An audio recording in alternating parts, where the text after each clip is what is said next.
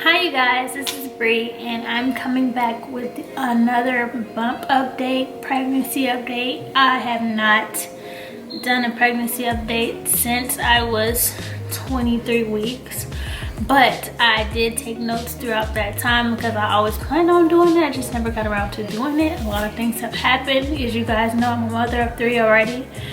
So this is baby number 4. A lot going on. I have a lot to get through, so I don't want to hold you guys up and get straight into it.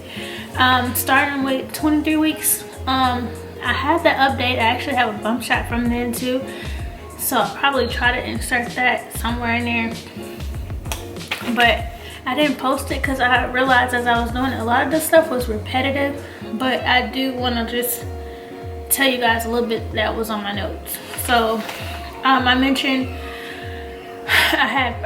sorry, I'm out of breath. I had Braxton Hicks since I was around 18 weeks, and it just progressively got worse. And that's when around 23, 24 weeks roughly, that is the time that it started to kind of take my breath away. So I'm trying hypnobirthing, as you guys know, this time around. So I'm not gonna say my husband said we should call it, but you know, you want to substitute those words that are insinuating you're in pain and all that. Baby hugs, okay? Because it's just tighten and hug my baby, get my baby prepared to get on out there. But anyway, those started to take my breath away, I thought, at that point, but we'll get to that further along in the video.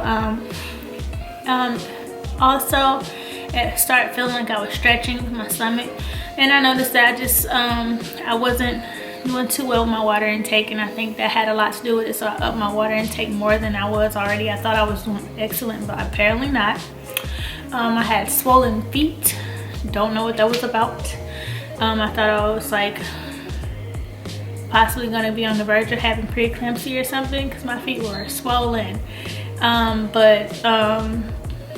It could have been for a number of reasons.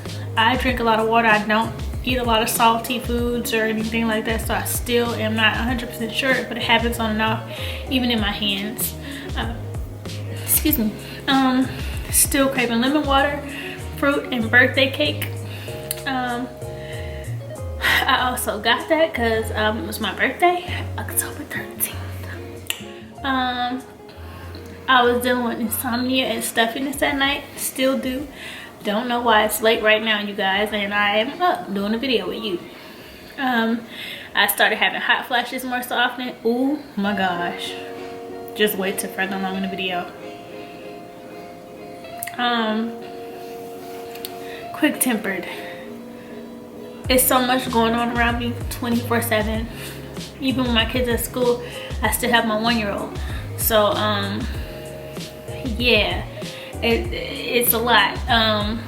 On top of getting work around the house done and then trying to work online and stuff like that, it's a lot, okay? Anxiety.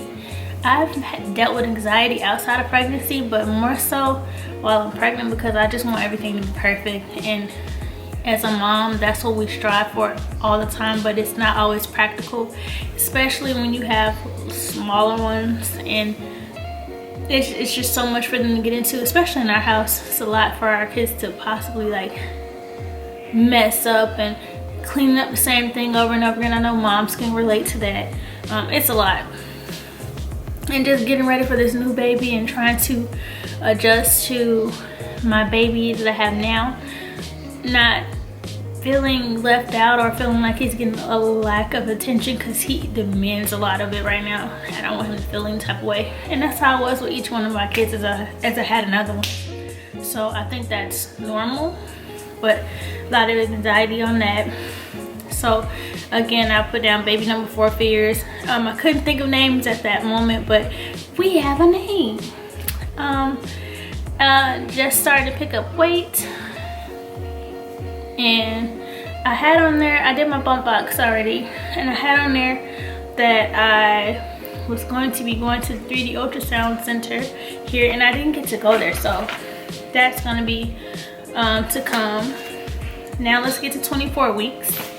at 24 weeks, I was finally tested for my vision, and I have a mild prescription now for glasses. I didn't want glasses, y'all. Just don't like my feeling like my eyes are depending on something else to see. But I have glasses now, and they're okay. I don't wear them all the time. I just wear them when I need them. I have 2 sets. I have one from just looking at computers, stuff like that, and then I have another set for driving because I don't see well at night. My appetite definitely picked up then. I don't know what's going on, but your girl all through the night, and it has not stopped. It's just gotten worse. Heartburn began, and it's still going on, especially at night around midnight, and I say it starts like 10:30, and it just goes, and sometimes I can't even go to sleep because it just keeps me up. And again, I mentioned Braxton Hicks kept getting stronger. 25 weeks, Braxton Hicks and heartburn. Heartburn was increasing. It started to feel like heart hell. I don't know, it's like I couldn't swallow sometimes. And it would sit right here, if you guys know what I'm talking about. I don't know, is indigestion and heartburn somewhere around the same lines? I don't know, but it's just like my food was either stopping here, but whatever acid on top would just sit there, and I would almost be on the verge of tears because I could not lay down. It almost felt like it was about to come out. 26 weeks. I did my glucose test. Yes, I did it kind of late, I think, but I passed it. I almost didn't finish it because I could not hold that stuff down. I hate drinking anything on an empty stomach, water included. It just don't sit well with me, unless it's lemon water. Lemon water I'm okay with, but that sweet crap I can't. And plus, y'all know I'm not a big fan of sweets anyway, but somewhere along the lines that changed. I don't know what's going on with that either. Also at that appointment, before you get your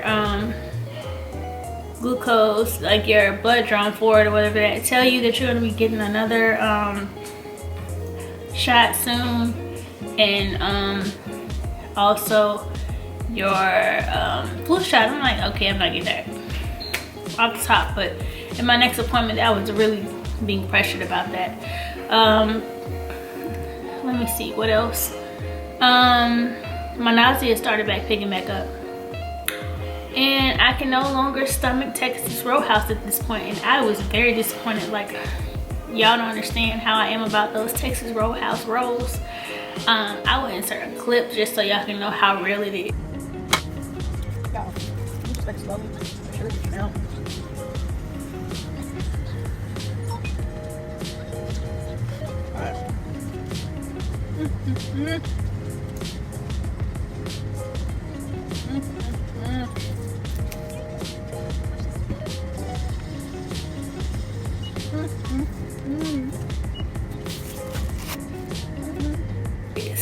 Okay, yes, it gets real over those rolls, and that's sweet, just sweet enough. Honey butter honey, like, oh my gosh, it goes down, and I can eat a whole dozen by myself like that. But my baby don't like it, so we be butting heads, but I still eat it. I might throw it up, but I'm still eating it. Ooh, I'm gonna fix my posture. 27 weeks. I started having a lot of vivid dreams, and that's still going on even now. In case you guys are wondering, at this point I am 31 weeks, so we're just gonna go up to 30 weeks because I just turned 31 weeks, and I'll just try to keep it going from there. Trying. I was having, back to 27 weeks, having vivid dreams, going on an emotional roller coaster. It's just because, you know, you want everything in order. That again ties in with anxiety. And I was panicking about labor and delivery and postpartum because, for one, as you guys know, the hospital that I'm supposed to be delivering at, it's going to be brand new. It has not opened yet. It opens on the 15th of this month, and I don't understand why they want to cut it this close to my delivery date. Granted, I'm not due to January, but I need y'all to have everything together by then. Like, I needed y'all to be up and running good at least 6 months or something. So y'all don't forget where certain instruments or whatever you may, you know what, I don't want to instruments anyway, so just keep it how it is, you know, because I don't want y'all butting in. Anyway, that's another story. 28 weeks. I participated in the What to Expect baby shower, and I met Mrs. Heidi. I'll insert some pictures of that too. She was super sweet. I met a lot of great ladies there. So many mommies and new babies. It's like a baby boom here going on. It's crazy because there's so many people there pregnant. If you guys are watching this, hello. I enjoyed you guys.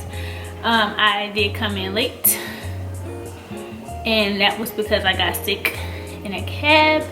I took a cab, so my husband had to take me there and have to rush back to get the kids from school. It was going to be a long event, so I didn't want to drive there. We are 1 car in at this place, so you guys know that that was the situation. And I told the cab driver, he was Korean, of course, and he wasn't listening. So we literally got to the gate of that particular post, and all I know is I couldn't hold it. He didn't understand me when I was saying pull over. I don't know why I did that. I covered my mouth, and we just went exorcist style, and just went all through my hands, all in the back seat. So I had to end up going back home. I had to change, take another shower, all of that, and I was debating on not going, and I just sucked it up because somebody else could have had that spot, and you know, like, it was reserved for only a number of people, and I had that spot reserved, so I wanted to make sure I still made it. And I emailed them, and they said it was okay to still come, and she knew about it, and she gave me all sorts of goodies. So I'll do another video on that, and I'll further elaborate what happened with that day, and show you those goodies that I received. 29 weeks. Fatigue hit me like a ton of bricks, and I got sick. I don't know how, but it actually started from that day once I got back, and I think it's because I got a shower that morning, left out in the cold, came back, had to get another shower, left out in the cold again. By the time I got back, I did start feeling like groggy and stuff, and by that evening, I turned 29 weeks after that, and by that evening, it just like, my body just felt like I got beat up. I'm just say it like that. That's how I felt. And I ended up getting stuffiness even further than I've been experiencing, and just feeling like I had this weight on my chest. So that was that. It got worse over the next course of days, and by I'll give it like a week, I was okay. I had a prenatal appointment, and my baby was measuring ahead, so that was another thing. I have a 26-day cycle normally, right? So my What to Expect app told me my due date is January the 9th. She's stuck on January the 11th. Now I know some of y'all like, girl, it's only 2 days difference, but I feel like she's trying to hold me back. So no, it's December the 9th. But guess what? My baby's measuring ahead almost 2.5 weeks. So we're both wrong. So we'll see how that goes. But then she's like, so maybe if you get up to 40 weeks, and I'm like, 40 weeks? Where? Who are you? I think we had the wrong chart. But your girl is gonna be walking and doing every possible thing she can do to avoid making it to 40 weeks at the time. So don't know who she was talking to. Anywho, baby's head down, really, really low. So she had to actually pull out the ultrasound machine. Ultrasound. Oh, I can't talk. Boy, if you don't. Ultrasound machine, so she can measure baby's head and make sure everything was good. And cause she couldn't just feel it like she normally did, cause he's like kind of engaged. So I feel it. I know he's really, really low too. But he's head down, everything's looking good. Yeah, but that debate on that due date was something else. And that brings us to 30 weeks, which is the last week I'm going to be talking about in this particular video. And I gained 4 pounds between last week and this week. I'm not going to tell you guys how much I weigh now because it's just going to confuse you guys, because I lost so much weight in the beginning. So that's that. My Braxton Hicks, oh my gosh, last week I was dealing with these spurts of Braxton Hicks happening back to back for like hours, and it scared me because, you know, here, if you go into labor before your due date, before your full term, my bad, then you automatically have to deliver at a Korean hospital. Now, I have no issue with Korean facilities, besides the fact that majority of them keep your baby, from what I've been researching, keep your baby in the NICU and they want you to rest, this, that, and third. But I want my baby in the room with me at all times, so I don't want to deal with that. And I don't want to deal with language barriers. I'm pretty sure they have translators, but a lot of times the translators even here still don't really understand you, so I'm trying to figure out why they're in that position. Anyway, I'm also dealing with hot flashes. Man, I have it in quotation, like silhouettes in the bed. Y'all don't understand. This is so gross, maybe TMI, but I'm just keeping it real, ladies. I don't know what the hormone shift may be, but, and you know what's so crazy? My husband just, bless his heart, he still be up under me. It's so nasty. But yeah, it gets really hot and I cannot stand it. It wakes me up out of my sleep sometimes, and then anywhere there's a crease, like here or under my boobs or just anything that's closed, it's like wet when I wake up, and it's not all the time. I don't know if I'm having bad dreams or what. I know I still have vivid dreams, but those moments, okay, let me just stop putting myself out there. It's nasty. It makes you automatically want to take a shower. So that's that. And I've been dealing with headaches, and I said a lot of the reason is because I'm not wearing those glasses all the time like I'm supposed to. I'm gonna do better. And also, I need to up my water intake. I feel like I'm about to pop sometimes, but that's still not enough. So hey, baby's thirsty, draining my body with the water I am taking in, so I need to do more. That's just my responsibility as a mother and a human Airbnb. So another thing is, it feels like he's trying to push his way out. Now, he pushes his like feet, like this area and the top and stuff, and it's like he's trying to push up to push out. I don't know how to explain it, but it's like he's cramped. I noticed when I looked at that ultrasound when she took, he looked cramped. Doesn't look like he has a lot of room in there at all. Yeah, that, ooh. And imagine that feeling when you're in the middle of a contraction. That is trifling. Like, it's the worst. It's the worst. My bad. You're having baby hugs. Baby hugs, okay? Baby hugs. We're gonna really try this hypnobirthing out, you guys. Like, I'm so serious. Like, that is the goal. And I have to find a substitute for all words that mean pain. Hubby's on board with that as well. In this labor delivery room, it's not no, oh, just go ahead and give her what she wants, because no, it's none of that. We're not listening to me when I'm in a crazed mode, and not just, you know, unless it's like, I feel like, no, as far as epidural goes, it's not going. But if it's like something afterwards, health risk or something like it, he'll know the difference. We'll have a safe word. But yeah, so stay tuned for 32 weeks. I'm actually gonna have to go put on some shorts so I can give you guys a quick belly shot, and that's gonna be that on that. And I'm so happy that you guys stuck through to the end. If you did, just stay tuned for the next update. And yeah, let me go put on some shorts because I want to try out my goodies.